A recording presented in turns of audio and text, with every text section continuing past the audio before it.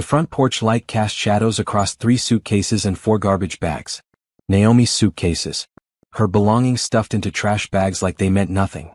She stood at the bottom of the steps, still wearing her nurse's scrubs, her mind struggling to process what she was seeing.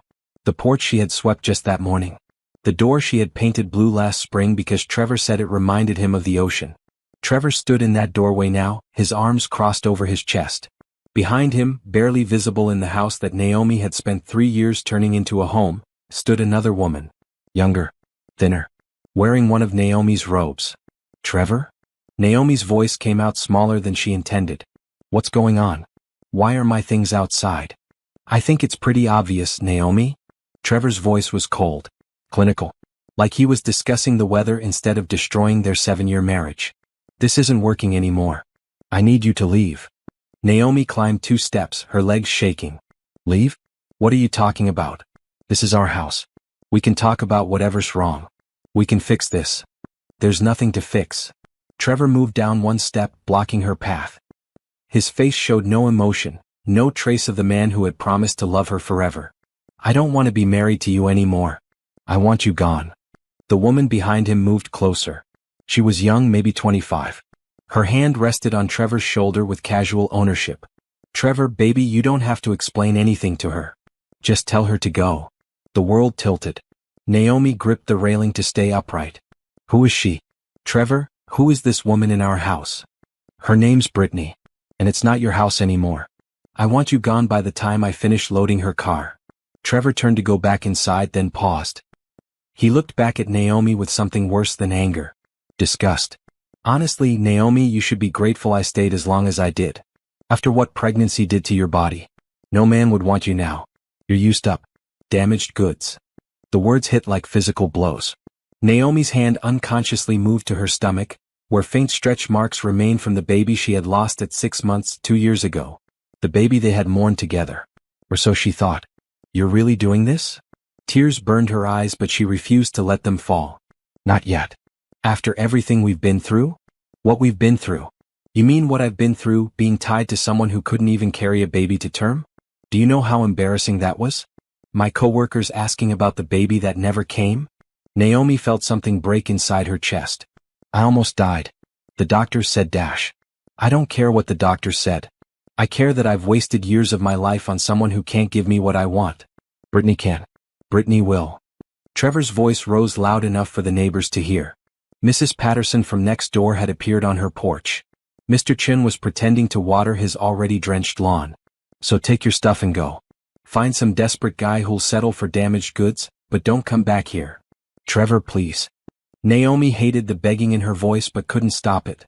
Can we at least talk inside? Don't do this in front of the whole neighborhood. Why not? I'm done hiding how I feel. I'm done pretending you're enough. He descended the steps, forcing Naomi backward. I want you gone in the next hour. If you're not, I'm calling the police and telling them you're trespassing. Trespassing? My name is on the deed. Not for long. My lawyer's already filing the paperwork. You'll get whatever the court says you deserve, which won't be much considering you couldn't even perform your basic function as a wife. Brittany appeared beside him, her arms snaking around his waist. She looked at Naomi with mock sympathy. This must be so hard for you. But you'll understand eventually. Some women just aren't meant to keep a man. Trevor needs someone who can give him everything. A real woman. The small crowd of neighbors had grown.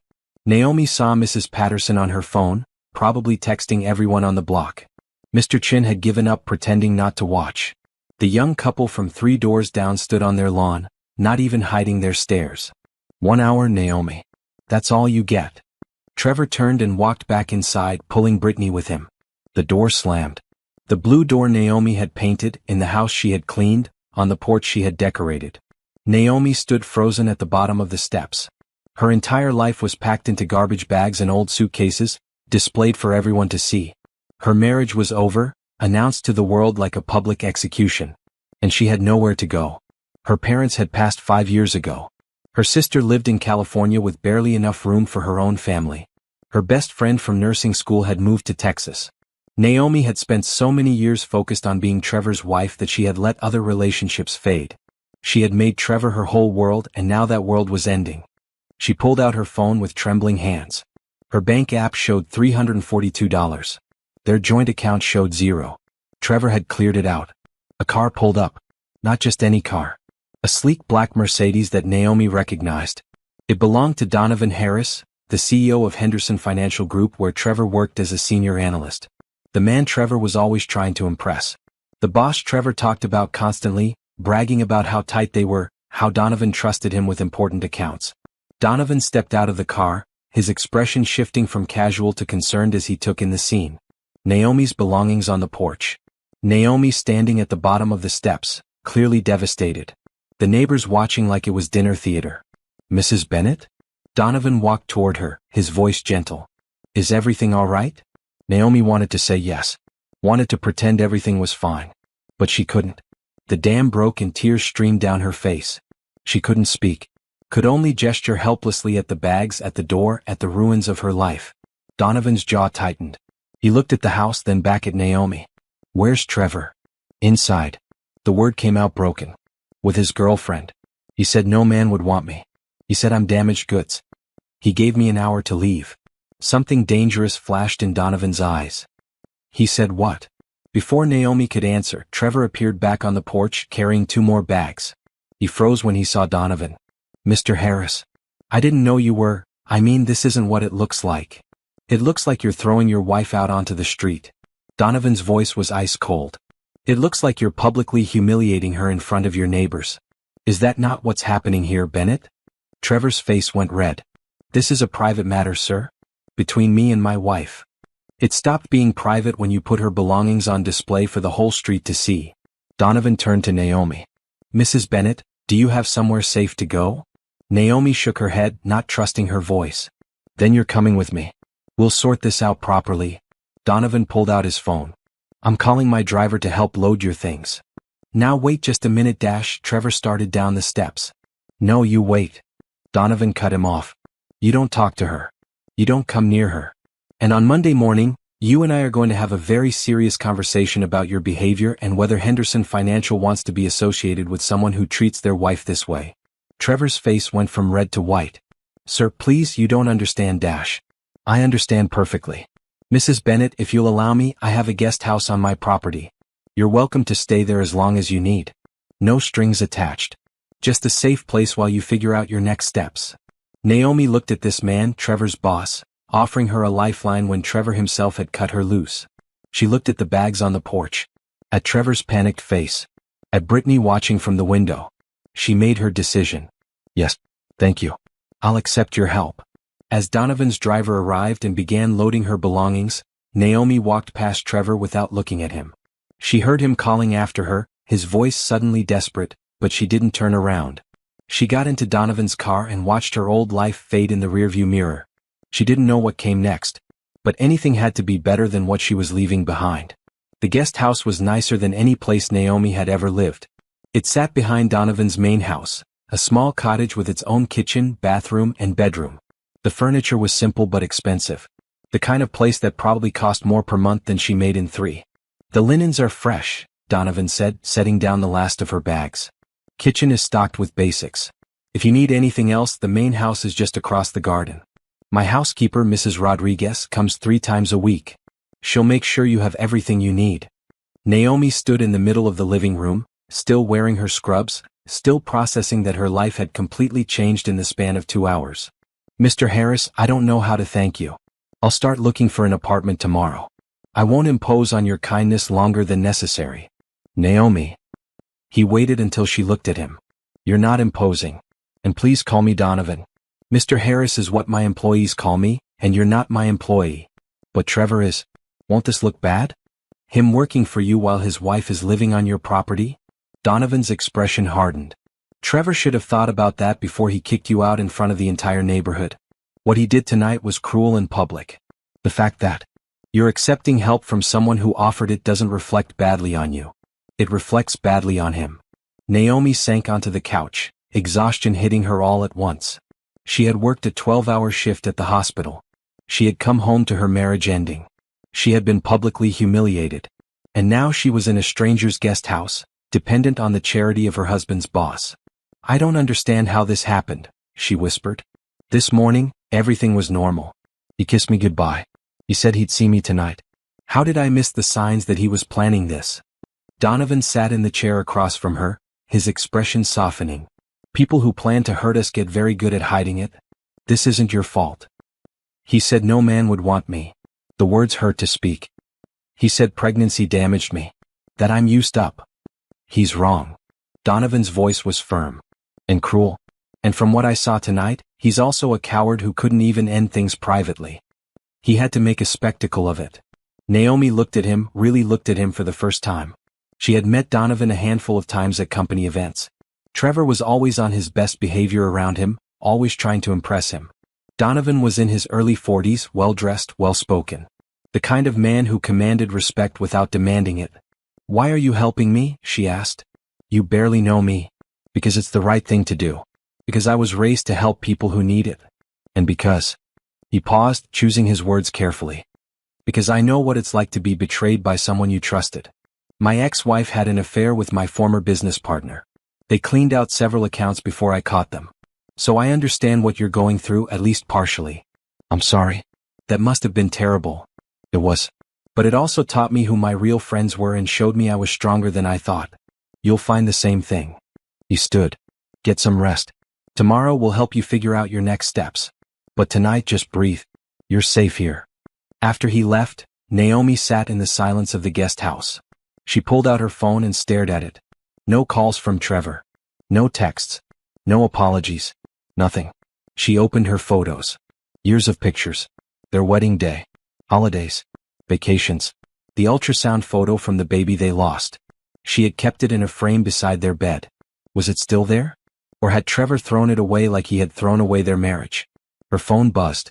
A text from an unknown number. This is Brittany. Just wanted you to know Trevor is way happier now.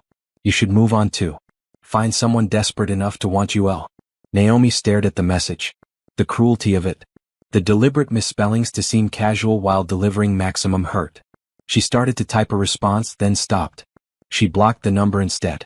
Whatever Brittany wanted, Naomi wouldn't give it to her. Another text, this time from a familiar number. Mrs. Patterson, her former neighbor. Sweetie, I'm so sorry about what happened. If you need anything, please let me know. I always thought Trevor was trouble. You're better off without him. Naomi almost laughed. Mrs. Patterson had never said a word before. Now that the drama was public, everyone had an opinion.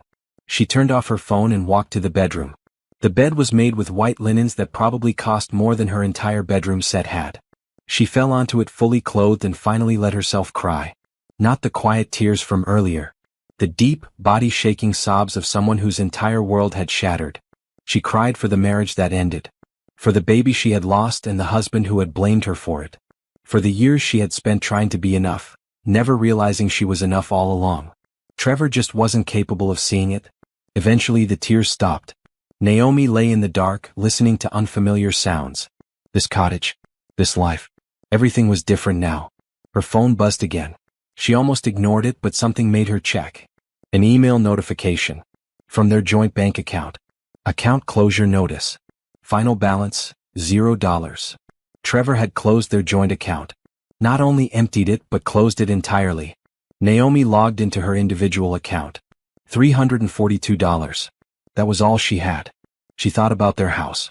Her name was on the deed, but Trevor had said his lawyer was filing paperwork. What did that mean? Could he really just take the house? Panic started to build in her chest. She didn't know anything about divorce. She didn't have a lawyer. She didn't even know where to start. Her phone rang. She almost didn't answer, but the caller ID showed it was Donovan. Naomi? I saw the lights still on in the guest house. Is everything all right? He closed our bank account. The words tumbled out. And he said his lawyer is filing paperwork about the house. I don't know what to do. I don't have money for a lawyer. I don't even know how to find a lawyer. First, breathe. Second, don't worry about lawyers right now. I have someone I want you to meet. Her name is Patricia Montoya, and she's the best family law attorney in the state. She owes me a favor. Let me reach out to her tonight, see if she can meet with you this week. I can't afford Dash. She'll work with you on payment. Trust me. Right now you need to rest. Tomorrow we'll make a plan. But tonight just rest. After they hung up, Naomi lay back down. She still felt lost. Still felt scared. But for the first time since seeing her bags on the porch, She didn't feel completely alone. She thought about Donovan's kindness. About how he had appeared at exactly the right moment. About how he hadn't hesitated to help, even though it could complicate his professional relationship with Trevor. Trevor. Her husband. Soon-to-be ex-husband. The thought didn't hurt as much as she expected. Maybe because under the pain of rejection was a growing sense of something else. Anger. Not the hot, explosive kind. The cold, calculating kind. The kind that made her think about all the years she had supported Trevor's career. All the nights she had worked double shifts so he could take graduate classes. All the time she had put his needs first. What had he done with that support? Used it to build a life for himself and then kicked her out of it the moment she was no longer useful. Naomi sat up. She opened her laptop and started searching. Divorce laws. Asset division. Financial abuse in marriage. Her nursing training had taught her to research symptoms and treatments. Now she would research how to protect herself. By 3 in the morning, she had filled a notebook with information. By 4, she had a list of questions for this lawyer Donovan was connecting her with. By 5, she had created a timeline of her marriage, noting every major financial decision, every shared account, every asset they owned together. When the sun rose over the guest house, Naomi was still awake. But she wasn't crying anymore. She was planning. And planning felt much better than crying. Her phone buzzed with a text from Donovan. Patricia can meet you at 10 a.m. tomorrow at her office. I'll drive you. Get some sleep. Naomi texted back a simple thank you. Then she finally let herself sleep, knowing that when she woke up, she would start fighting back. Naomi woke to sunlight streaming through unfamiliar windows. For a moment she forgot where she was. Then it all came back. Trevor. Brittany. The bags on the porch. She was in Donovan's guest house because she had nowhere else to go. Her phone showed 37 missed calls. All from Trevor. She deleted the notification and got up. The cottage had a small but beautiful bathroom with a walk-in shower. Naomi stood under the hot water for a long time, letting it wash away the sweat and tears from yesterday. When she finally emerged, she felt almost human again. She had one clean nursing uniform in her bags and a few casual clothes. Everything else would need to be washed. She pulled on jeans and a simple blue shirt, then walked to the main house like Donovan had instructed. Mrs. Rodriguez, a woman in her 50s with kind eyes, answered the door. You must be Naomi. Mr. Harris told me you'd be staying in the guest house. Come in, come in. I've made breakfast. The kitchen was enormous, all stainless steel and marble countertops. Mrs. Rodriguez had prepared eggs, toast, fruit, and coffee. Real coffee, not the instant kind Naomi usually made. Donovan already left for the office, Mrs. Rodriguez said, pouring Naomi a cup. But he said to tell you he'll be back at 9:30 to drive you to your appointment. Naomi ate slowly, her stomach still unsettled from yesterday's events. As she ate, Mrs. Rodriguez bustled around the kitchen, occasionally glancing at her with sympathy. I've been working for Mr. Harris for 8 years, Mrs. Rodriguez finally said. He's a good man. If he offered you help, he means it. You don't need to worry about being a burden. I barely know him. This feels like too much to accept from someone I've only met a few times. Some people are just kind. Mr. Harris is one of them. After his divorce, he could have become bitter. Instead, he became more determined to help people when he could. You're not the first person he's helped, and you won't be the last. That made Naomi feel slightly better. She finished breakfast and returned to the guest house. She still had 3 hours before Donovan came back. 3 hours to figure out what questions to ask a divorce lawyer. She opened her laptop and logged into the email account she shared with Trevor. They had set it up years ago for important documents and shared subscriptions. Trevor had probably forgotten about it. Naomi's hands shook as she typed in the password. The inbox loaded. She scrolled through recent emails, looking for anything that might explain what had happened. She found it in a folder labeled Personal. Email after email between Trevor and Brittany, going back 2 years. 2 years. Naomi's vision blurred as she read them. Plans for secret meetups. Complaints about Naomi. Explicit messages that made her stomach turn. But worse than the affair was what else she found. Trevor had been systematically moving money out of their joint account for months. Small amounts at first. $50 here. 100 there. Then larger amounts. 500. 1,000. All transferred to an account Naomi didn't recognize. She kept digging. Found statements for credit cards she didn't know existed. Found receipts for an apartment in Trevor's name only. Found insurance documents showing Trevor had taken Naomi off their policies 3 months ago. He had been planning this for months. Maybe longer. While Naomi worked 12-hour shifts, while she tried to save their marriage, while she went to therapy to deal with the grief of losing their baby, Trevor had been building an exit strategy. The emails to Brittany talked about it openly. Just need to time it right, Trevor had written. Get everything in my name, then cut her loose. She won't even see it coming. Naomi's hands clenched into fists. She wasn't just hurt anymore. She was furious. She downloaded everything. Every email. Every statement. Every document. She saved it all to a flash drive in her cloud storage. Evidence. That's what Patricia the lawyer would need. Evidence of the affair, the financial abuse, the premeditation. One email stood out. From 3 weeks ago. Trevor to Brittany, boss's annual party next month. I'll bring you as my date. Time to stop hiding anyway. Naomi can find out with everyone else. Who cares what she thinks? The boss's annual party. Trevor had been planning to humiliate Naomi at Donovan's own event. To bring his mistress and parade her around in front of everyone who knew Naomi was Trevor's wife. But Trevor had gotten impatient. Or maybe Brittany had pushed him. Either way, they had moved up the timeline. Naomi kept searching.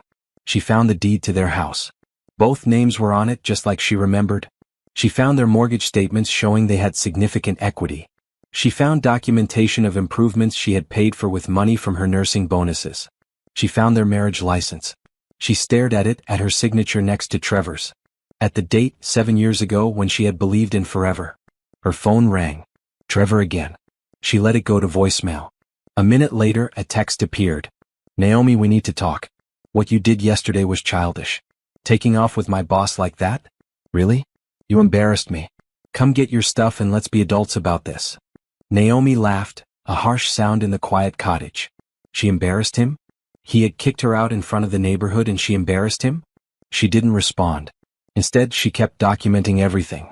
She found his work schedule and compared it to the timestamps on his emails to Brittany. He had been lying about overtime, using those hours to see her instead. She found expense reports Trevor had submitted to Henderson Financial. Dinners he claimed were client meetings. Hotel stays he claimed were business travel. All with Brittany. Trevor wasn't just a cheating husband.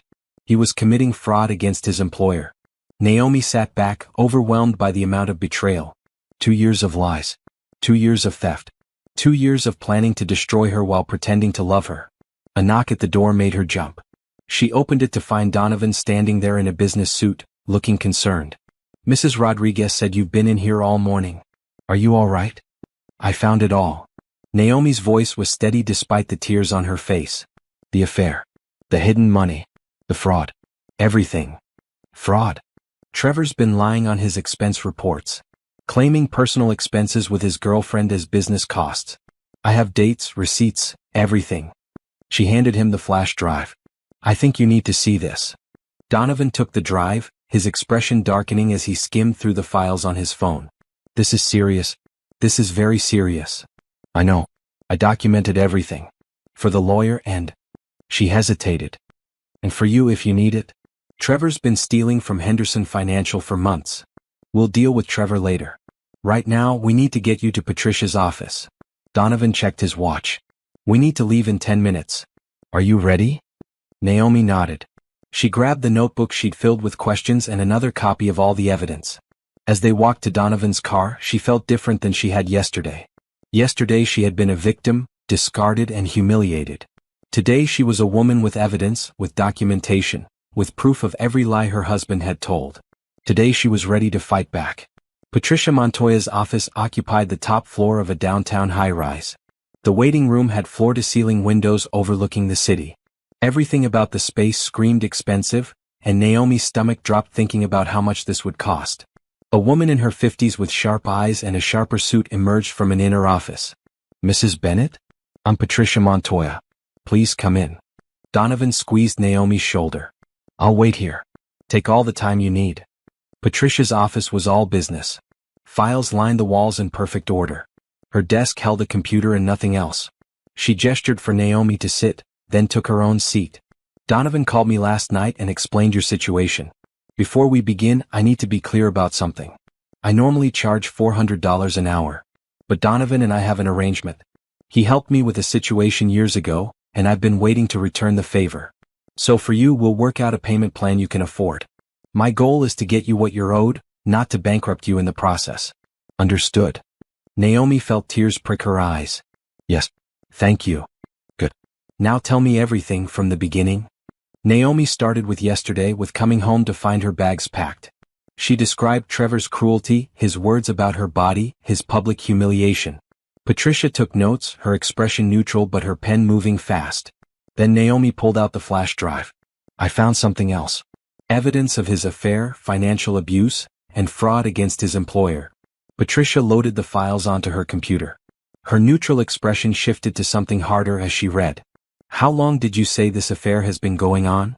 2 years based on the emails. And he's been moving money out of your joint accounts? Yes. Into an account in his name only. $23,000 over the past 8 months. Patricia made more notes. And you have documentation of improvements you made to the marital home with your own earnings? Yes. I paid for the kitchen renovation with money from a nursing bonus. $15,000. I have the receipts. Good. What about other assets? Cars, investments, retirement accounts. Naomi walked Patricia through everything. The car they owned together. Trevor's 401k from Henderson Financial. A small investment account Naomi had started with inheritance money from her parents. He told me his lawyer was already filing paperwork about the house. Can he do that? Can he just take it? Both your names are on the deed? Yes. Then no, he can't just take it. Not without a court order, and no judge will grant that given the circumstances. Patricia leaned back in her chair. Mrs. Bennett, you have a very strong case. Your husband has committed adultery, which in this state impacts asset division. He's committed financial abuse by hiding marital assets. He's made no effort to be discreet about his affair. And based on what I'm seeing here, he's also committed fraud against his employer. What does that mean for the divorce? It means you're going to walk away with significantly more than half. The house, most of the savings, alimony, and quite possibly compensation for emotional distress. Patricia pulled up a document on her computer. I'm going to file for divorce on your behalf today. I'm also filing for a temporary restraining order to keep Trevor away from you. And I'm freezing all joint accounts effective immediately so he can't move any more money. Naomi felt lightheaded. That fast. That fast. When someone shows you who they are through their actions, you don't give them time to hide assets or build a defense. You strike while the evidence is clear. Patricia printed several documents. I need you to sign these. They give me authority to act on your behalf and file the necessary paperwork. Naomi signed, her hand steadier than she expected. What happens next? Next, Trevor gets served with divorce papers probably tomorrow. He'll panic. He'll call you, text you, maybe show up wherever you're staying. Don't engage. Don't respond. Everything goes through me from now on. Patricia handed Naomi a business card. This is my cell number. If he contacts you, if anything happens, you call me immediately. Day or night. There's one more thing. Naomi pulled out the folder of Trevor's expense reports and emails showing his fraud. Should I give this to Donovan? It's his company that Trevor's been stealing from. Patricia considered. That's up to you. It will likely result in Trevor losing his job, which could impact his ability to pay alimony. But it's also the right thing to do, and it protects Henderson Financial from further fraud. Trevor said last night that no man would want me because I'm damaged goods. Because I lost our baby. Naomi's voice hardened. He deserves to lose everything just like he tried to take everything from me. Then give Donovan the evidence. I'll document it as part of the divorce case as well. It shows a pattern of deception and financial misconduct that will strengthen our position. They spent another hour going over details. Patricia explained the divorce process, the timeline, what to expect.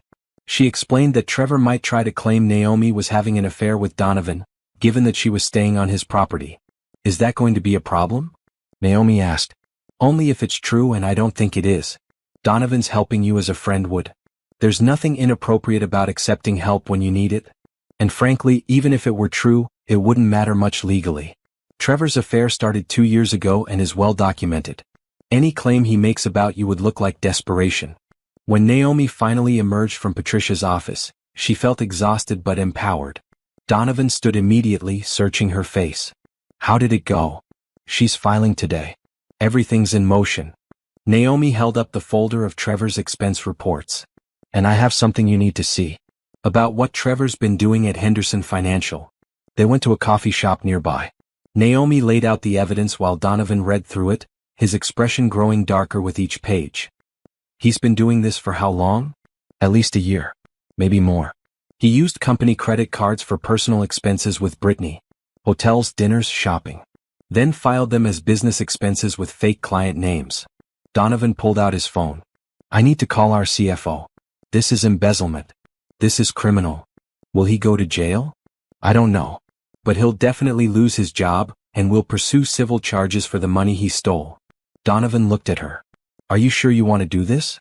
It's going to make everything worse between you two. It's already as bad as it can get. He kicked me out. He called me damaged goods in front of the neighborhood. He's been stealing from me for months.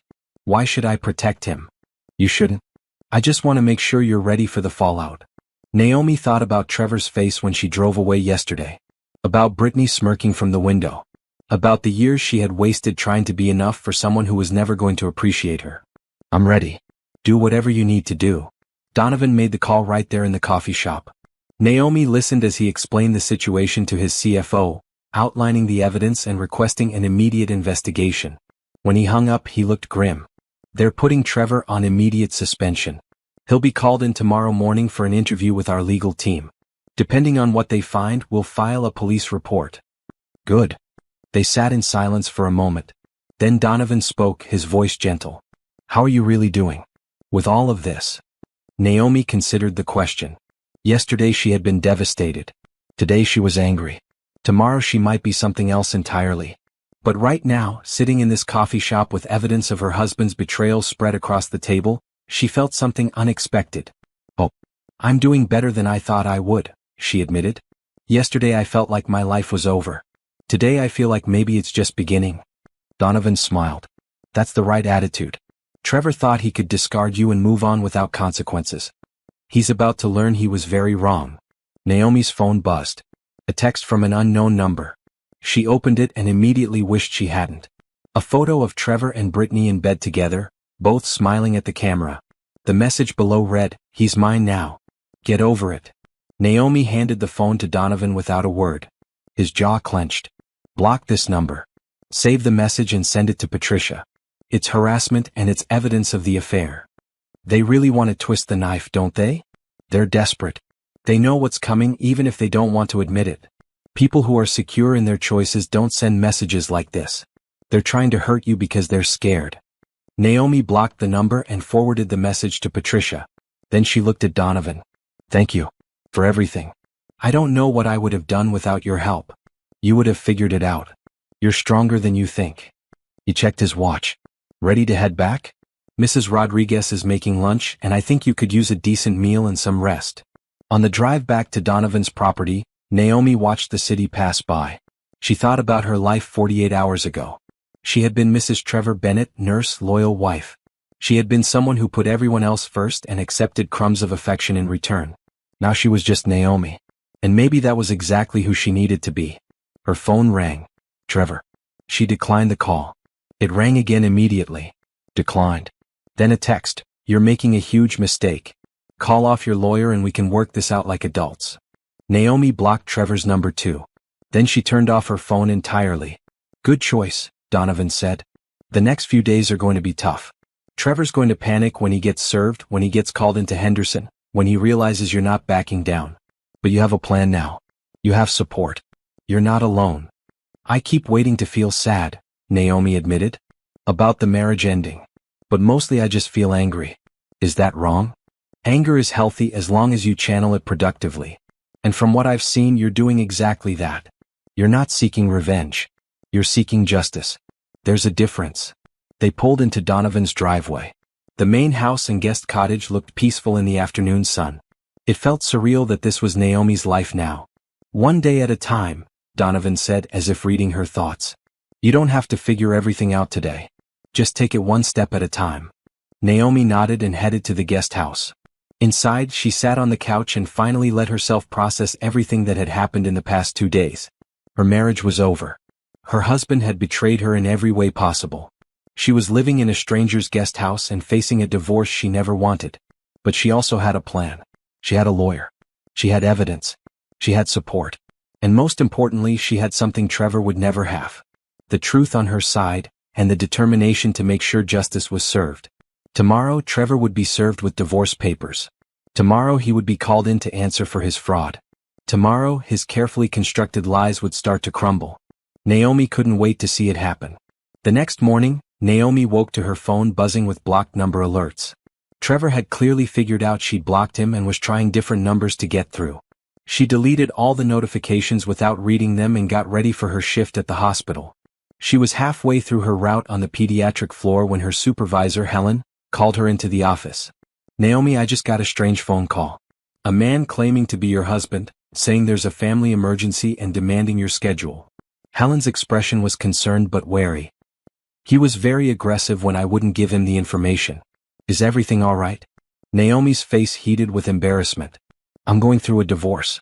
My soon-to-be ex-husband is not handling it well. I'm sorry he called here. It won't happen again. Don't apologize. I didn't give him anything. Hospital policy protects our staff information." Helen paused. "But Naomi, if you need time off to deal with this, you can take it. We'll work out the scheduling." "Thank you, but I'd rather work. It keeps me focused on something other than the divorce." "I understand. But if you need anything, my door is open." Naomi returned to her rounds, grateful that Helen hadn't pried further. She lost herself in the familiar routine of checking vitals, administering medications, comforting worried parents. For a few hours, she could pretend her personal life wasn't falling apart. During her lunch break, Patricia called. Trevor was served this morning at his workplace. He didn't take it well. Patricia's voice was matter-of-fact. "He called my office 6 times, yelling about how you're trying to destroy him. I've documented everything.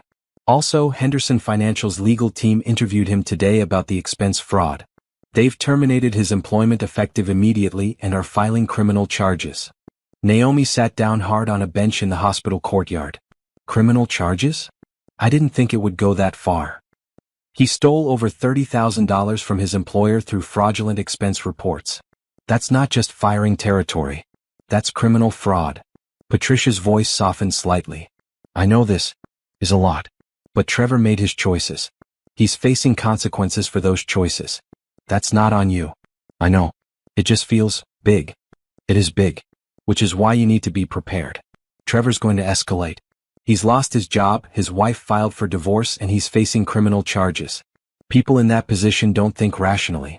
If he contacts you, if he shows up anywhere, you call the police immediately. Don't try to handle it yourself." After lunch, Naomi threw herself into work. She had 3 more hours on her shift. 3 more hours before she had to think about Trevor and divorce lawyers and criminal charges. But at 3 o'clock, Helen found her again. "Naomi, your husband is in the lobby demanding to see you. Security is keeping him downstairs, but he's making a scene. I've called the police." Naomi's hands shook as she followed Helen to her office where they could watch the lobby cameras. There was Trevor, gesturing wildly at the security guards. Even from the camera feed, she could see his face was red, his clothes disheveled. How did he know I was working today? He probably guessed based on your usual schedule. The police are almost here. You don't have to go down there. But Naomi found herself wanting to. Not to talk to Trevor, but to show him that he didn't scare her.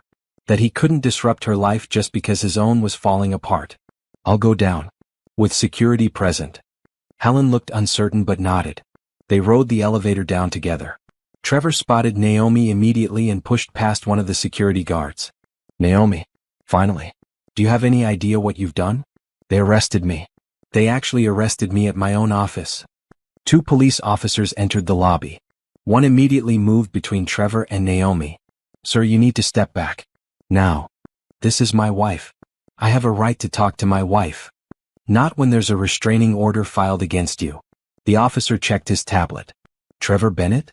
You were served with a temporary restraining order this morning requiring you to stay at least 500 feet away from Naomi Bennett. This hospital is her place of employment. You're in violation." Trevor's face went from red to white. "Restraining order? Naomi, what the hell?" "Sir, turn around and place your hands behind your back." "No. This is insane." "Naomi, tell them this is a misunderstanding." The officers moved in.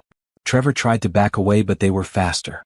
Within seconds he was in handcuffs, still shouting. "You're destroying my life. Everything I worked for. You're ruining me because you're jealous and bitter and can't accept that I found someone better." Naomi watched calmly as they led him away. She felt strangely detached from the whole scene. This man, screaming about his ruined life, had once been the person she planned to grow old with. Helen touched her arm. Are you okay? I think so. I should call my lawyer. Back in Helen's office, Naomi called Patricia and explained what happened. Patricia's response was immediate. That was the best thing he could have done for our case. He violated a restraining order in front of witnesses and police officers. He'll be charged with that on top of everything else. The judge is going to see him as volatile and potentially dangerous. It strengthens our position significantly. He's really falling apart, isn't he? He is. And that's not your problem to fix. You focus on your healing and rebuilding. Let Trevor deal with the consequences of his own actions. After the call, Helen insisted Naomi go home early. You've had enough drama for one day. Go rest. We'll see you tomorrow for your regular shift. Donovan was working from home when Naomi arrived back at the property. He emerged from his study when he heard her come in. I heard about what happened at the hospital. Are you all right? How did you already know? Patricia called me. She thought you might need someone to talk to. He gestured to his study. Come on. I was just about to take a coffee break anyway. They sat in his study, a warm room lined with books and comfortable furniture. Donovan poured them both coffee from a carafe on his desk. This must be overwhelming, he said. Everything happening so fast. It is. But also, Trevor made this bet. He kicked me out. He stole from me. He stole from you and Henderson Financial. He's the one who decided to confront me at my workplace in front of everyone. I didn't make him do any of that. No, you didn't. But I imagine watching someone self-destruct is still difficult, even when they deserve it. Naomi sipped her coffee. Can I ask you something? Why are you being so kind to me? I keep trying to understand it. We barely knew each other before all this happened. Donovan was quiet for a moment. When I went through my divorce, I had family and friends who supported me. I had the financial resources to hire the best lawyers, to take time off work, to rebuild. Not everyone has that. I saw you standing there with your life in garbage bags, and I saw someone who needed help. If I didn't offer it, who would I be? Most people would have just driven past. Then most people are wrong. He set down his coffee cup. Besides, you remind me of someone. My sister. She went through something similar years ago. Her husband left her with nothing and she had no one to help. By the time I learned what had happened, she'd already lost everything. I couldn't help her then. Maybe helping you is my way of making up for that. Where is she now? Your sister? She rebuilt her life. Went back to school, got a degree, started her own business. She's doing well now. But it took years, and it was much harder than it should have been because she had to do it alone. Donovan looked at Naomi. You don't have to do this alone. That's the only difference I'm trying to make. Naomi felt tears prick her eyes but blinked them back. Thank you. For real. I won't forget this kindness. I'm not keeping score. Now have you eaten? Mrs. Rodriguez made enough dinner for an army. They ate together in Donovan's dining room, and for the first time since her life imploded, Naomi felt almost normal. They talked about work, about books, about everything except Trevor and divorce and restraining orders. After dinner, Naomi returned to the guest house. She pulled out her laptop and started looking at her finances. With Trevor's job gone, there wouldn't be any income from him. But Patricia had said Naomi was likely to get the house and most of the savings. If that happened, she could sell the house, pay off the mortgage, and have enough for a fresh start. She started researching apartments. Something small, affordable, close to the hospital. She didn't need much. Just a place that was hers, where no one could tell her she wasn't wanted. Her phone rang. An unknown number. She almost declined it, but something made her answer. Mrs. Bennett? This is Detective Carson with the police department. I'm calling about the incident at your workplace today and the restraining order violation. Naomi's heart raced. Is Trevor okay? He's been released on bail. But I wanted to inform you that as part of his bail conditions, he's been ordered to have no contact with you whatsoever. If he tries to reach out through any means, you need to report it immediately. Do you understand? Yes. Thank you for telling me. Also, I understand you're going through a divorce. If you need any additional protection, such as a security system or a panic button, we have resources available. I'm staying somewhere safe for now, but I'll keep that in mind. After the call, Naomi sat in the quiet cottage and let herself feel everything. Fear, relief, anger, hope. It all swirled together until she couldn't separate one emotion from another. A knock at the door made her jump. She looked through the window and saw Donovan standing there with a large box. She opened the door. What's this? Security cameras. For the cottage. If Trevor shows up, you'll know immediately, and so will I. My property manager is coming tomorrow to install them. I hope that's okay. Naomi felt a rush of gratitude so strong it nearly knocked her over. Thank you. I don't know how I'll ever repay all of this. You don't need to repay it. Just focus on healing and moving forward. That's all the thanks I need. That night, Naomi lay in bed staring at the ceiling. Her life had been completely upended in less than a week. But somehow she was still standing. Still fighting. Still moving forward. Trevor had tried to break her. He told her no man would want her, that she was damaged goods, that she was worth nothing. But every day she was proving him wrong. She was building a case, making plans, creating a future that didn't include him. And that future was starting to look better than anything she'd had with Trevor anyway. Naomi spent the weekend organizing her evidence and meeting with Patricia to prepare for the divorce hearing. By Monday morning, she felt more in control of her life than she had in years. She arrived at the hospital early, ready to lose herself in work again. But at 10 o'clock, Helen called her into the office once more. Naomi, I just got an interesting call. From Henderson Financial. They want to interview you about your ex-husband's employment there. Something about fraud and misrepresented expenses. Helen's expression was curious. Did you know about this? I'm the one who gave them the evidence. Trevor was using company credit cards for personal expenses with his girlfriend, then filing them as business costs. Helen let out a low whistle. I know you're going through a divorce, but I have to say, I admire your courage. A lot of people would have protected their ex to avoid making things messier. Trevor stopped deserving my protection the moment he kicked me out and called me damaged goods in front of the entire neighborhood. Fair enough. The investigator wants to meet with you during your lunch break if you're available. They said it's voluntary but helpful for their case. Naomi agreed. At noon, she met with a woman named Jennifer Flores in one of the hospital's private conference rooms. Jennifer was Henderson Financial's head of internal investigations. Mrs. Bennett, thank you for meeting with me. I understand you provided evidence of fraudulent expense reports filed by Trevor Bennett. Yes. I found them while documenting evidence for my divorce lawyer. Jennifer pulled out a thick folder. We've been conducting our own investigation based on your information. What we found is extensive fraud going back 18 months.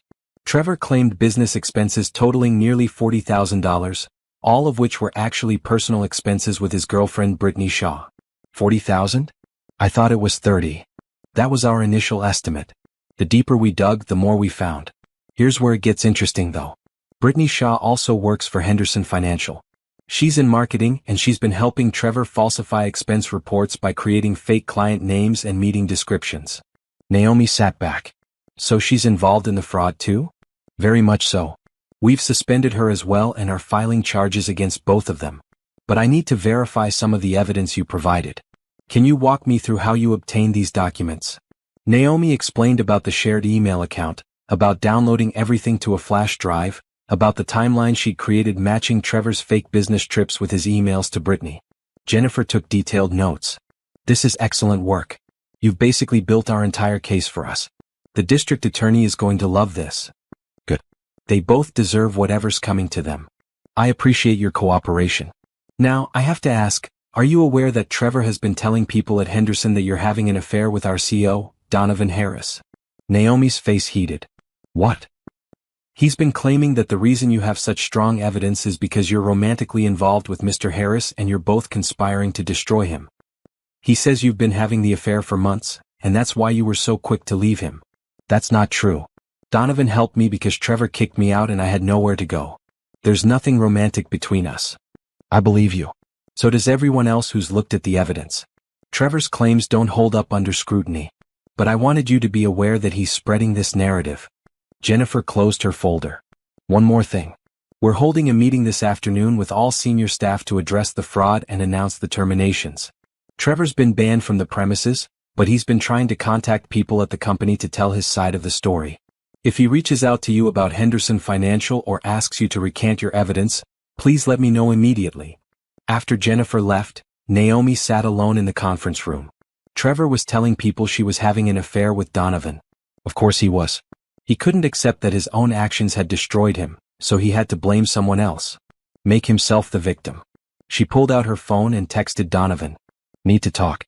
Trevor is spreading rumors about us. His response was immediate. I know. Jennifer Flores briefed me this morning. Don't worry about it. Anyone who believes Trevor at this point isn't worth convincing otherwise. But Naomi did worry. She worried that these rumors would damage Donovan's reputation. She worried that people would think less of him for helping her. She worried that his kindness would cost him something. That evening, after her shift, she went to the main house instead of the guest cottage.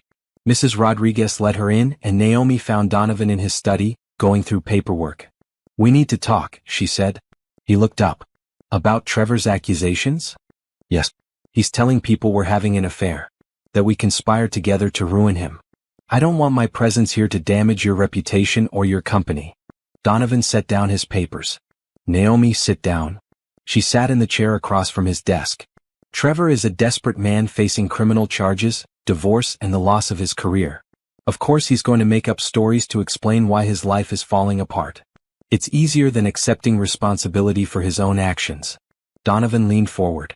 "But here's what matters. I don't care what Trevor says. I don't care what rumors he spreads. I helped you because it was the right thing to do, and I'd do it again. If people want to believe Trevor's lies, that says more about them than it does about us. But your business Henderson Financial is built on integrity and trust. We just fired 2 employees for fraud and filed criminal charges against them. We're transparent about what happened and why. Anyone who knows me knows I wouldn't risk the company's reputation for anything, let alone an affair with an employee's wife." He smiled slightly. "Besides, you're not my type." Naomi blinked. "I'm not. I prefer brunettes. You're lovely, don't get me wrong. But there's no chemistry between us and we both know it. We're friends. That's all we've ever been and all we're ever going to be." Naomi felt relief wash over her. Not because she'd been worried about romantic feelings, but because she'd been worried about complicating an already complicated situation. "Okay, good. I just needed to hear you say that. Does Trevor's rumor bother you? Only because it's another lie from a man who's done nothing but lie to me for years. I'm tired of his lies affecting my life." "Then don't let them.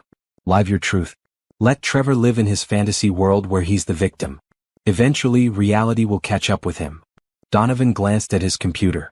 "Actually, speaking of reality catching up, I got an interesting email today. From your husband's lawyer." "Trevor got a lawyer?" "Apparently. A guy named Robert Mitchell. Not a great reputation, but he's cheap and willing to take on hopeless cases." Donovan turned his screen so Naomi could see the email. "He's demanding I evict you from my property and cease all contact with you or face a lawsuit for alienation of affection." Naomi read the email, her anger building with each word. "Can he actually sue you for that?" "He can try. But alienation of affection is nearly impossible to prove in this state, and Trevor would have to show that our relationship caused the breakdown of your marriage. Given that your marriage ended because of Trevor's 2-year affair and financial abuse, he doesn't have a case." Donovan closed the laptop. "My lawyer already responded. Basically told Mitchell to pound sand. But I wanted you to know what's happening. This is getting out of control. No, this is Trevor panicking. He's throwing everything at the wall hoping something sticks. It won't. You have evidence, documentation, and truth on your side. He has lies and desperation." Naomi stood. "I should probably go. I don't want to take up more of your evening." "Naomi, wait." Donovan stood too. "I want you to know something. You're not a burden. You're not causing problems for me or my company. You're a person who needed help, and I'm glad I could provide it.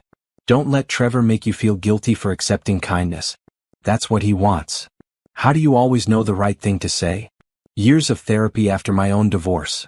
He smiled. "Seriously though, you're doing great. You're working, you're building your case, you're not letting Trevor intimidate you. That takes strength. Give yourself credit for that." Back in the guest house, Naomi made dinner and tried to relax. But her mind kept circling back to Trevor's escalating behavior. The restraining order violation. The false accusations. The desperate lawsuits. Patricia had warned her that Trevor would escalate. Naomi just hadn't expected it to happen so fast or so publicly. Her phone rang. A no number again.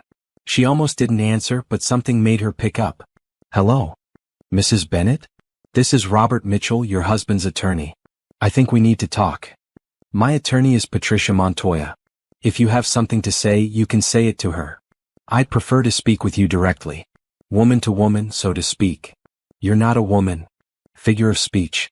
Look, Mrs. Bennett, this whole situation has gotten out of hand. My client is willing to make a generous offer to settle the divorce quickly and quietly. You get the house he keeps his retirement accounts, and you both walk away clean. No more fighting, no more lawyers, no more drama. Your client kicked me out of my house, stole money from our joint accounts, and had a 2-year affair. Why would I accept anything he offers?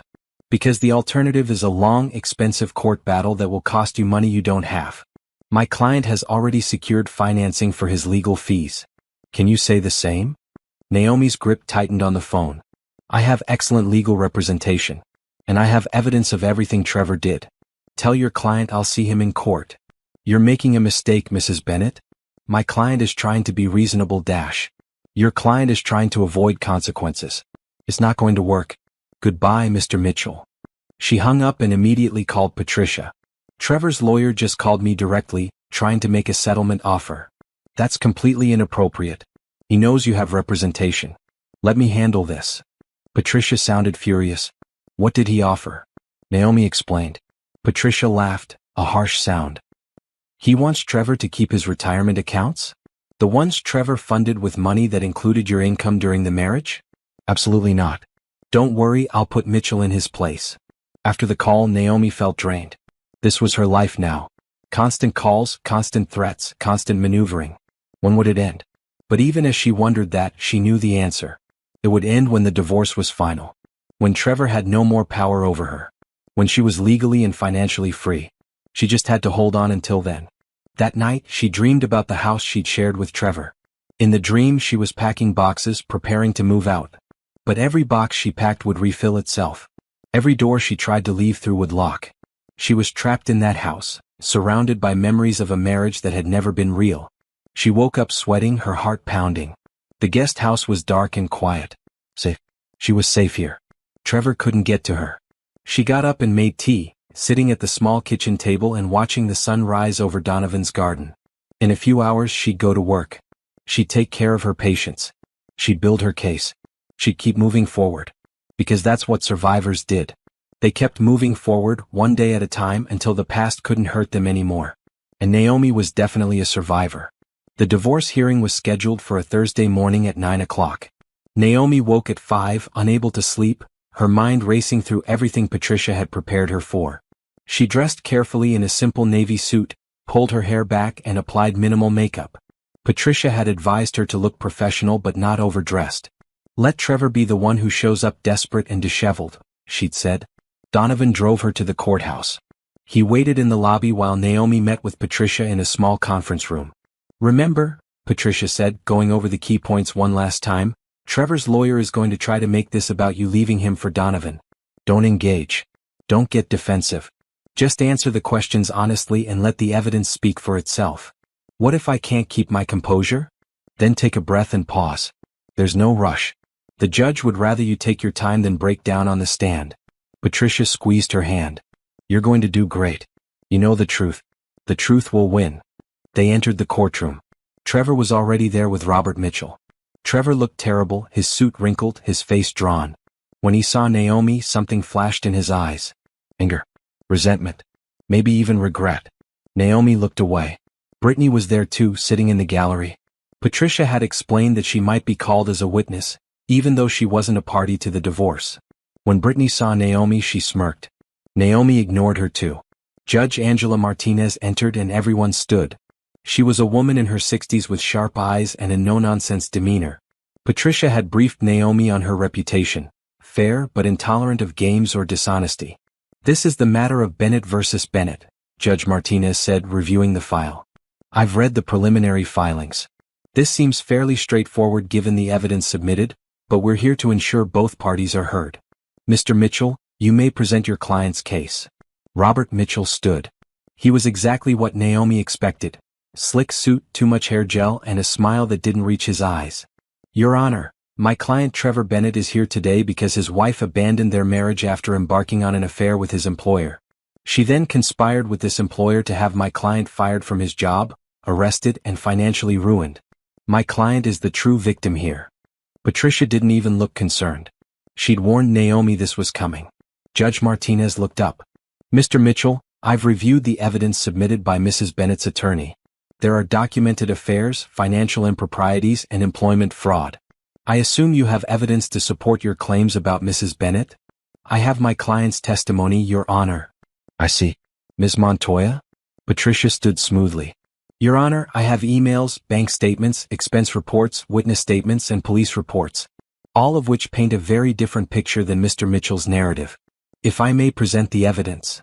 Please do. For the next hour, Patricia methodically laid out Trevor's betrayal. She showed the emails between Trevor and Brittany going back 2 years. She showed bank statements documenting the $23,000 Trevor had stolen from their joint accounts. She showed the fraudulent expense reports Trevor had filed with Henderson Financial. She showed photos of Naomi's belongings in trash bags on the porch. She had witness statements from Mrs. Patterson and Mr. Chen about Trevor's public humiliation of Naomi. She had the police report from Trevor's restraining order violation at the hospital. And then she called Naomi to the stand. Naomi swore to tell the truth and sat down. Her hands were shaking, but she clasped them in her lap and focused on Patricia. Mrs. Bennett, can you tell the court about the day your marriage ended? Naomi took a breath and began. She described coming home from her nursing shift, finding her belongings on the porch, Trevor's cruel words about her body and the baby they'd lost, his demand that she leave within an hour. He said no man would ever want me because I was damaged goods. He said I couldn't even perform my basic function as a wife because I lost our baby. Naomi's voice cracked, but she continued. He said this in front of our neighbors. He made sure everyone heard how worthless he thought I was. And you had no idea this was coming? None.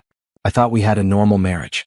I knew we had problems after losing the baby, but I thought we were working through them together. I didn't know about Brittany. I didn't know he'd been planning to leave me for months.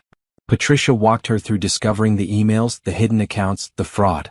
Naomi explained how she documented everything, not out of revenge but to protect herself. Did you have an affair with Donovan Harris? No, absolutely not. Donovan offered me a place to stay because I had nowhere else to go. He helped me find a lawyer because I couldn't afford one. He's been a friend when I desperately needed one. Nothing more. Patricia turned to the judge. Your Honor, we have a signed affidavit from Mr. Harris stating the same. We also have testimony from his housekeeper confirming that Mrs. Bennett has been living in his guest house, not the main residence, and that their interactions have been purely professional and friendly. Robert Mitchell cross-examined Naomi, but his questions were weak.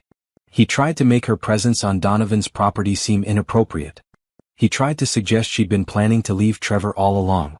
He tried to make the evidence she'd gathered seem vindictive rather than protective. None of it landed. Naomi answered calmly and honestly. The evidence was too strong. Then Patricia called Trevor to the stand. Trevor looked nervous as he was sworn in. Robert Mitchell led him through a prepared statement about how Naomi had changed, how she'd become cold and distant after losing the baby, how he'd sought comfort elsewhere. I made mistakes, Trevor said, looking at the judge with what Naomi recognized as his fake sincerity. But I never stopped loving my wife. When I found out she was living with my boss, it broke my heart. I overreacted. I said things I didn't mean. I just want a chance to make this right. Patricia stood for cross-examination. Mr. Bennett, when did your affair with Brittany Shaw begin? About 6 months ago. Really? Because I have emails going back 2 years. Emails where you and Ms. Shaw discuss your relationship and your plans to leave your wife. Patricia pulled up the evidence on the courtroom screen. This email is dated March 15, 2 years ago. In it, you tell Ms. Shaw that you love her and can't wait to start a life with her. Would you like to revise your testimony about when the affair began? Trevor's face reddened. I might have the timeline wrong. You might? Or you lied under oath just now. The affair started earlier than I said. 2 years earlier, correct? Yes. And during those 2 years, you were also systematically moving money out of your joint accounts with your wife, correct? I was protecting my assets. Assets that belonged to both of you by law? Assets that included money your wife earned from her nursing job. Patricia's voice was sharp. Mr. Bennett, did you file fraudulent expense reports with Henderson Financial? Some of the reports might have had errors. Errors? Or deliberate fraud? Patricia showed more evidence on the screen. This expense report claims you had a business dinner with a client named John Anderson at Morton's Steakhouse on June 3rd. But this email between you and Ms. Shaw confirms you were actually at Morton's with her, and there is no client named John Anderson in Henderson Financial's system. Was that an error? Trevor stammered. I might have gotten the dates confused. There are 47 similar reports. Did you get confused 47 times? Or did you deliberately steal from your employer? The questioning went on. With each answer, Trevor looked worse.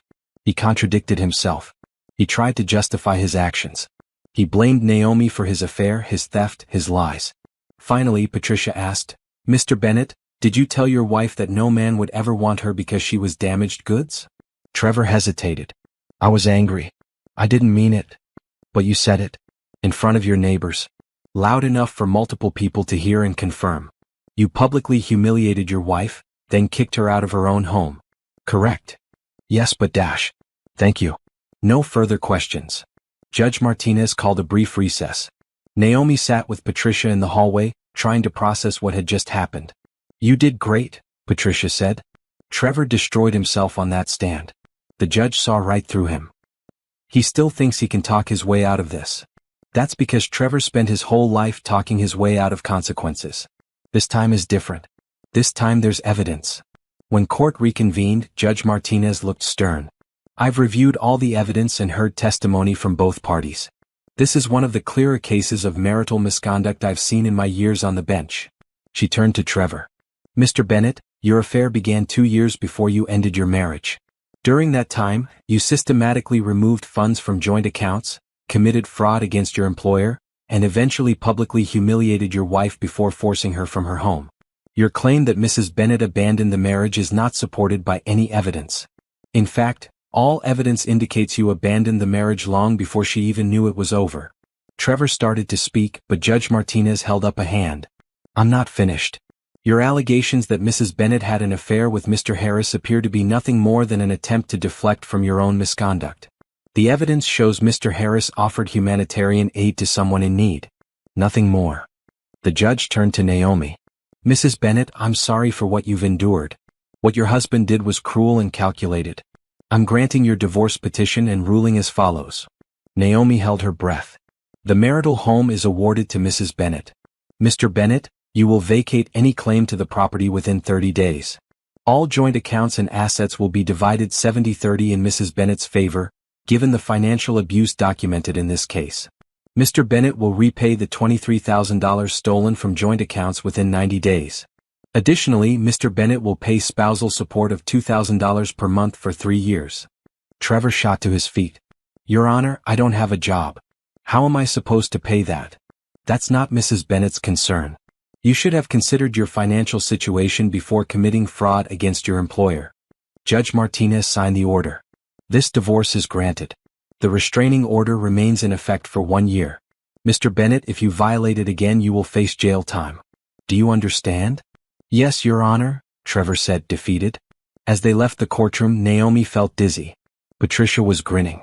"We won. You won. Everything you asked for and more. I can't believe it." "Believe it? The house is yours. The money is yours. Trevor has to pay you support. This is total victory." In the hallway, Trevor tried to approach Naomi, but Patricia stepped between them. "The restraining order is still in effect. If you come within 500 feet of my client, you'll be arrested." Again. Trevor looked at Naomi, his expression desperate. "Naomi, please. Can we just talk? 5 minutes? I know I messed up, but we can fix this. I'll go to therapy. I'll do whatever you want.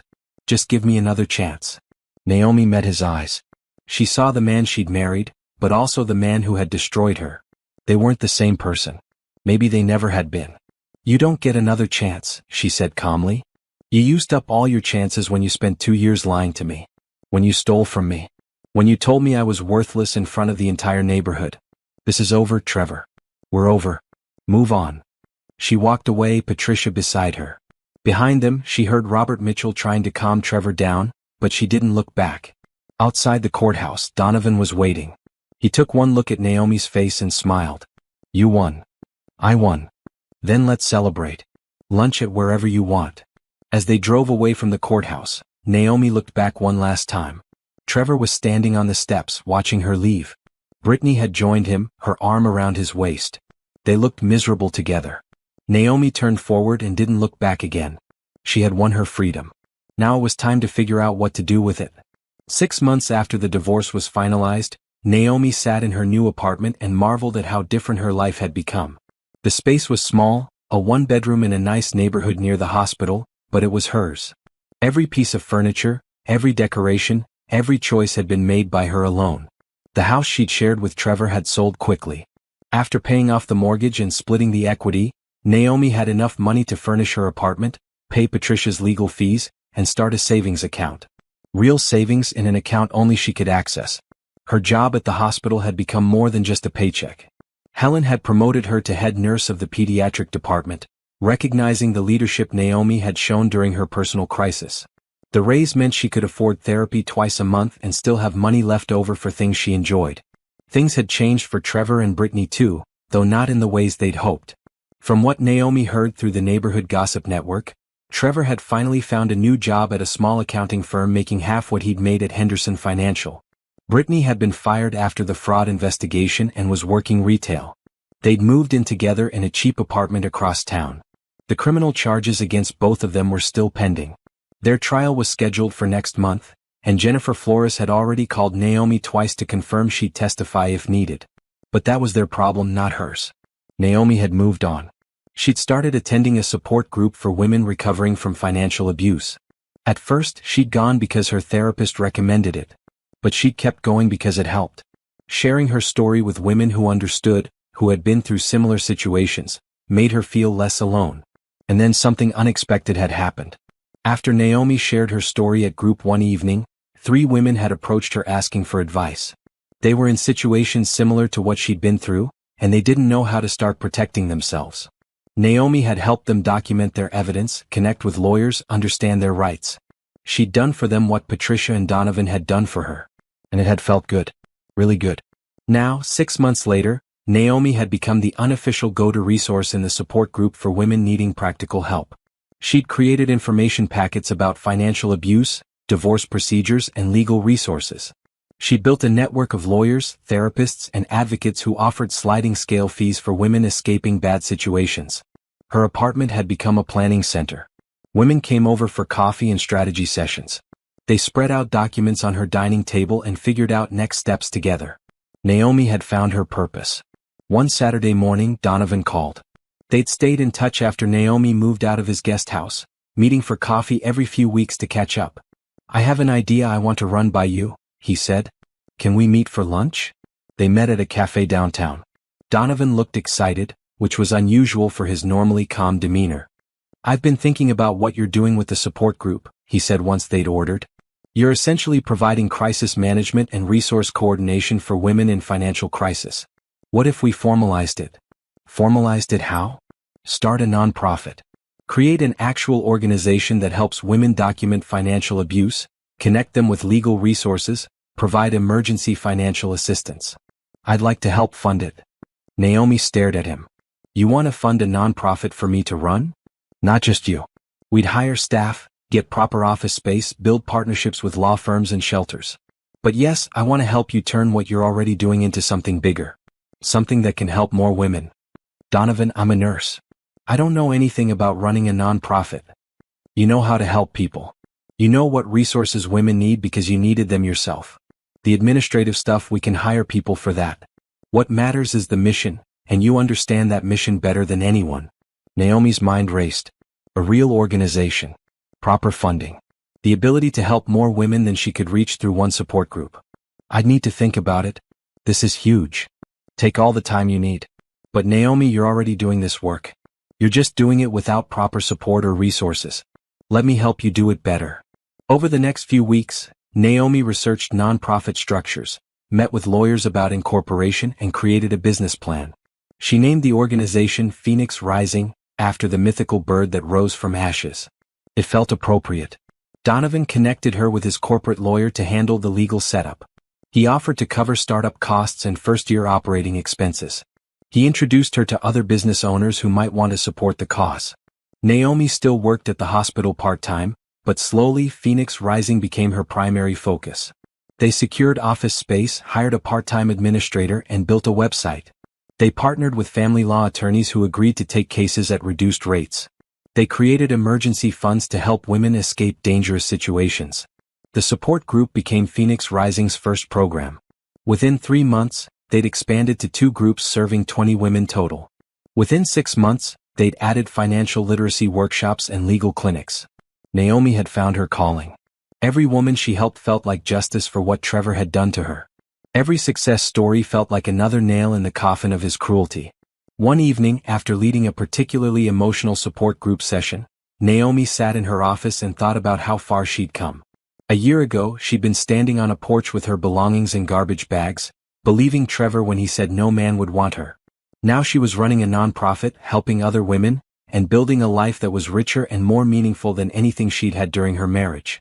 Her phone buzzed with a text from Helen at the hospital. "One of our nurses is going through a bad divorce.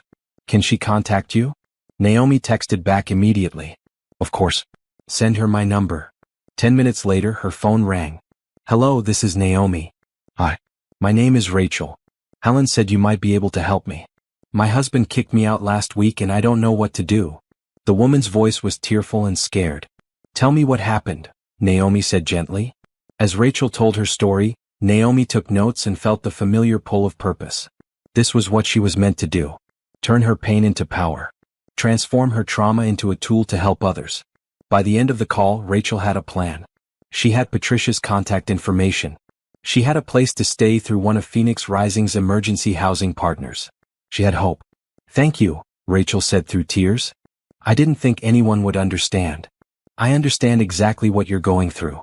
And I promise you it gets better. You're going to get through this." After they hung up, Naomi made herself tea and sat by her window watching the city lights. Her apartment was quiet and peaceful. Her life was hers again. She thought about Trevor occasionally, but not with pain anymore. With something closer to pity. He'd had a woman who loved him, who supported him, who would have stood by him through anything. And he'd thrown it away for what? A younger girlfriend who'd left him the moment the money ran out? A job he'd lost? A reputation he'd destroyed? Naomi had lost her marriage, but she'd gained herself. She'd discovered strength she didn't know she had. She'd built a life that actually mattered. Her phone buzzed again. A text from Donovan.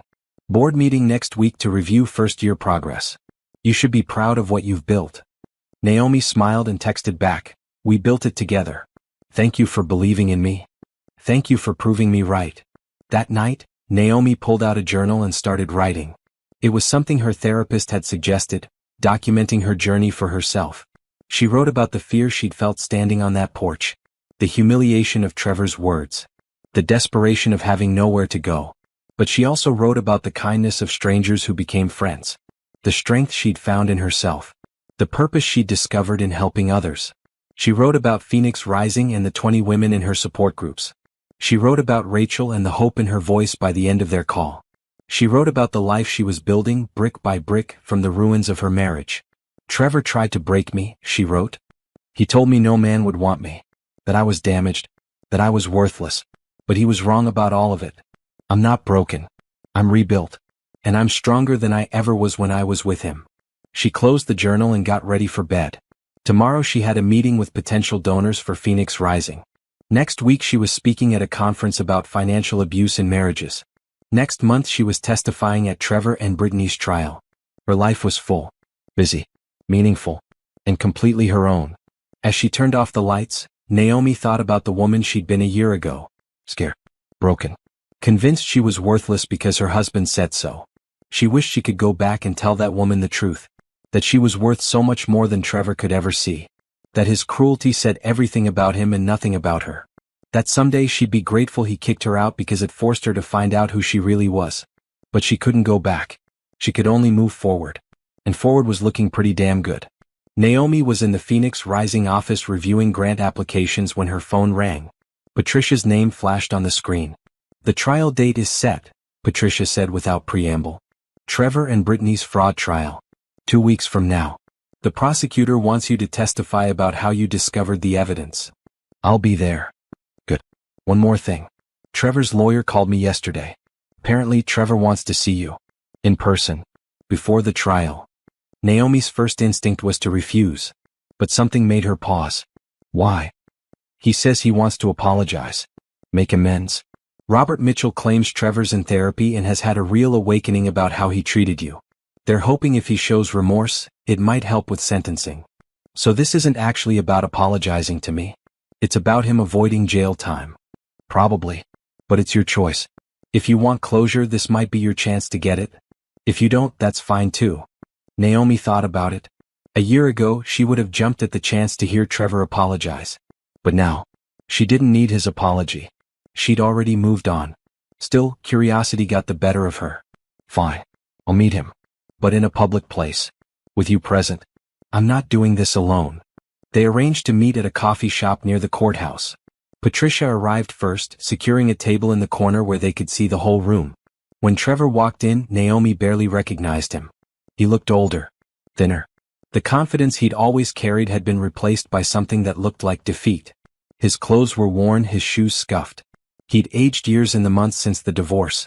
He sat down across from them, his hands clasped nervously on the table. Naomi. Thank you for agreeing to meet me. Patricia said you wanted to apologize. I do. I really do.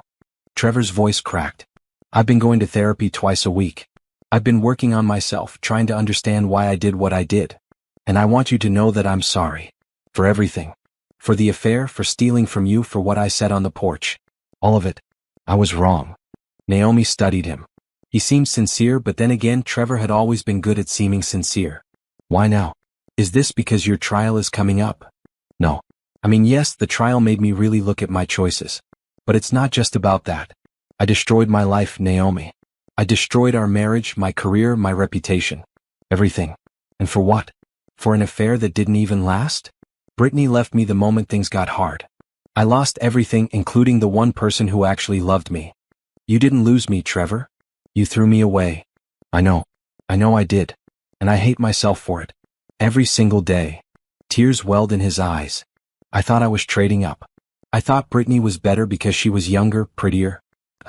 Her phone rang. Rachel, the woman she'd helped 6 months ago, the one who'd called her that first day. Naomi? I just wanted to let you know my divorce was finalized today. I got the house, the kids, and my ex has to pay support. I couldn't have done this without you and Phoenix Rising. I'm so proud of you, Rachel. How are you feeling? Scared. Excited. Free. All of it at once. But mostly free. That's exactly how I felt. It gets easier from here. I want to volunteer with Phoenix Rising. If you'll have me. I want to help other women the way you helped me. Naomi smiled. We'd love to have you. Come by the office next week and we'll figure out how to get you involved. After they hung up, Naomi sat in her car and looked at the courthouse in her rearview mirror. Inside, Trevor was probably being processed for prison.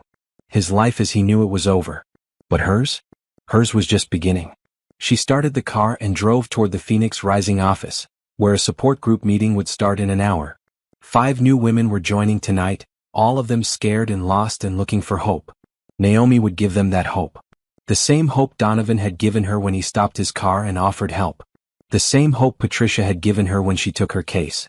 The same hope she'd given herself when she decided to fight back instead of giving up. Trevor had tried to break her. Instead, he'd made her stronger. And now she was using that strength to help others. That wasn't just justice. It was victory. 1 year after standing on the porch with her belongings in garbage bags, Naomi stood on a stage at the Women's Business Conference, looking out at 300 faces. When my husband kicked me out, she said into the microphone, he told me that no man would ever want me, that I was damaged goods, that I should be grateful he'd stayed with me as long as he had. The audience was silent, attentive. I believed him. For about 3 days I believed every word. I thought my life was over, that I'd lost everything. Naomi paused. But then something shifted. I realized that if my life was over, I might as well rebuild it exactly how I wanted. I had nothing left to lose. She talked about discovering Trevor's betrayal, about documenting the evidence, about fighting for what she deserved in court. She talked about Phoenix Rising and the women they'd helped in the past year. We've worked with 63 women so far. 63 women who thought they had no options, no way out, no hope. 63 women who are now free. Naomi's voice strengthened. My ex-husband tried to destroy me, but instead he gave me a purpose. Every woman we help is proof that he was wrong about me, that I'm not damaged, that I'm exactly as strong and capable as I always was. The applause was thunderous. After her speech, women lined up to talk to her. Some wanted to volunteer. Some wanted to donate. Some wanted to share their own stories. One woman waited until everyone else had left. She was young, maybe 30, with a black eye poorly covered by makeup. My husband hits me, she whispered. And he controls all our money. I want to leave, but I don't know how. Can you help me? Naomi took her hand. Yes. Let me introduce you to some people. By the time Naomi left the conference, she had the woman connected with a domestic violence shelter, a lawyer, and an emergency cash grant from Phoenix Rising. She'd also gotten commitments from 3 new donors and 5 new volunteers. Donovan met her for dinner that night to celebrate. They'd fallen into an easy friendship over the past year, one built on mutual respect and shared purpose. "I saw the video of your speech," he said over pasta. "You were incredible. You're a natural speaker. I was terrified. You didn't show it. I've been thinking. Phoenix Rising has grown so much in 1 year. What if we expanded? Opened chapters in other cities? Helped more women?" Naomi had been thinking the same thing. "I'd need more staff, more funding, more space. All doable. I'll help with the funding side. You focus on the mission." Donovan leaned back. "I'm proud of what you've built, Naomi. You took the worst experience of your life and turned it into something that helps people. That takes real strength. I had a lot of help. If you hadn't stopped that day dash. If I hadn't stopped, someone else would have. You would have figured it out. Maybe it would have taken longer, been harder, but you would have survived. That's who you are." After dinner, Naomi walked through the city thinking about how much had changed. A year ago, she'd been financially dependent on a man who didn't value her. Now she was running an organization with a 6-figure budget. A year ago, she'd been afraid of Trevor. Now she wasn't afraid of anything. Her phone rang. An unknown number. She almost didn't answer, but something made her pick up. "Is this Naomi Bennett? The woman who runs Phoenix Rising?" "Yes." "Who is this?" "My name is Andrew Chin. I'm a reporter with the city newspaper. I'd like to do a feature story on your organization and your personal story. Would you be interested?" They talked for 20 minutes. Andrew explained that he'd seen her speech at the conference and thought it would make a powerful human interest story. Naomi agreed to the interview. The article ran 2 weeks later with the headline, "From Victim to Victor, How One Woman Turned Betrayal into a Mission to Help Others." It included photos of Naomi at the Phoenix Rising office, quotes from women she'd helped, and a detailed account of Trevor's betrayal and her triumph. It mentioned Trevor's prison sentence in passing, but focused mainly on Naomi's work. The response was overwhelming. Phoenix Rising's donation page crashed from traffic. Their volunteer list filled up. 3 other cities reached out asking how to start their own chapters. And then something unexpected happened. A publisher called. "I read the article," the woman said. "Have you ever thought about writing a book? Your story could help millions of women." Naomi hadn't thought about it, but the idea intrigued her. "What kind of book?" "Part memoir, part guidebook. Tell your story but also teach women how to protect themselves financially, how to document abuse, how to leave safely. Make it practical and inspiring." Over the next 6 months, Naomi wrote her book during early mornings before work and late nights after support group meetings. She poured everything into it. The pain of discovery, the fear of starting over, the triumph of building Phoenix Rising. But more importantly, she included detailed guides on financial abuse, divorce procedures, and building a life after leaving. The book was called Rising, A Guide to Finding Strength After Betrayal. It published a year after the newspaper article. Within a month it was a bestseller. Within 3 months, Naomi was being invited to speak at conferences across the country. Within 6 months, Phoenix Rising had chapters in 12 cities. Trevor remained in prison, his 2-year sentence extended by 6 months for some infraction Naomi didn't care about. She never visited him. Never wrote. Never thought about him unless someone asked. Brittany had finished her sentence and disappeared. Last Naomi heard, she'd moved to another state and was trying to rebuild her life. Naomi felt nothing about that either. They were both strangers to her now. What mattered was the work. The women. The mission. One evening, Naomi sat in her apartment, now significantly nicer than her first place, and reviewed applications for Phoenix Rising's new scholarship program. They were funding women going back to school after leaving abusive situations. Her doorbell rang. She opened it to find a delivery person with a massive flower arrangement. The card read, "Congratulations on everything you've built. You inspire me every day. Donovan." Naomi smiled and texted him, "Thank you for the flowers. And for everything else." His response was immediate, "You did the hard part. I just opened a few doors." She looked around her apartment. At the walls covered with framed certificates and photos from Phoenix Rising events. At the bookshelf holding multiple copies of her own book. At the life she'd built from absolute nothing. Trevor had been wrong about everything. Men did want her, though she wasn't particularly interested in dating yet. She wasn't damaged. She was transformed. And she was exactly as valuable and capable as she'd always been, she just hadn't known it yet. Her phone buzzed with a text from a new Phoenix Rising client. Just wanted to say thank you. Before I found your organization, I thought I'd never get out. Now I have hope. Naomi typed back, you'll more than get out. You'll thrive. Trust me, I know. Because she did know. She'd lived it. She'd gone from standing on a porch with everything she owned in garbage bags to running a national organization that helped thousands of women. She'd gone from believing she was worthless to knowing she was invaluable. A year and a half after Trevor kicked her out, Naomi Bennett was truly free. Not just legally free from her marriage, but emotionally free from the lies she'd been told about her worth.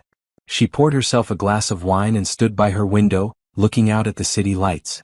Somewhere out there were women going through what she'd been through. Feeling what she'd felt. Believing the lies they'd been told. But some of them would find Phoenix Rising. Some of them would read her book. Some of them would learn that their worst day could be the beginning of their best life. And that made everything worth it. Naomi raised her glass to the city, to the future, to the woman she'd become. Here's to rising from the ashes, she whispered. And then she got back to work. Because there were more women to help, more stories to tell, more lives to change. The life Trevor thought would end when he kicked her out had actually just begun. And it was more beautiful than anything she could have imagined.